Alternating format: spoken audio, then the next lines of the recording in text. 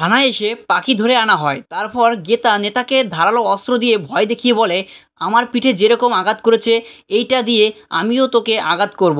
তারপর তোকে বড়বাবু নিয়ে কি এনকাউন্টার করে দিবে। সেদিন কি আমাকে মারতে পাঠিয়েছিল তো?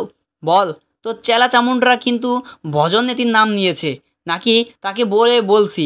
এই কথা শুনে ঢালি তানবীরকে ফোন করে বলে গেতা নেতাকে থানায় এনে জিজ্ঞাসাবাদ করছে। তানবীর ঢালি কি বলে, ধন্যবাদ ইনফরমেশন দেওয়ার জন্য, এই বলে ফোনটা রেখে দেয়। এরপর তাকে দেখে বলে, গীতা থানায় নাপাকি জিজ্ঞাসা করছে, ও যদি সবার সামনে বাপারি লিনের হবু স্বামীর নাম বলে দেয় তাহলে তোরা ফেঁসে যাবি। তুই কি তাকে আটকা। এই কথা শুনে মেহেদি তাকে ফোন করে রিকোয়েস্ট করে যে তুমি আর কোনো স্টেটমেন্ট নিও না, যা হওয়ার হয়ে গেছে, এটা করলে আমার পাপা ফেঁসে যাবে। গীতা আমাকে বলে, এত বড় মন তোমার, যদি তোমার বাবা বলতো, এই বলে ফোনটা রেখে দেয়। তারপর গীতা বড়বাবুকে বলে, আমি এই কেসটা ছেড়ে দিলাম, আপনি সামলান। বড়বাবু কি তাকে বলে, আমি কি করে, তার মানে কি আপনি ভয় পেয়ে চলে যাচ্ছেন? গীতা বলে, মেয়ে কি করে জানলাম, ইনভেস্টিগেশন করছি, এই বলে থানা থেকে বাড়ি ফিরে এসে মন খারাপ করে বসে থাকলে তখনই স্বস্তিক গীতার কাছে এসে গান করে তার মন ঠিক করে দেয়। অন্যদিকে গিনিস্টিক বলে, তুমি আমাকে তাড়িয়ে দিতে চাচ্ছ?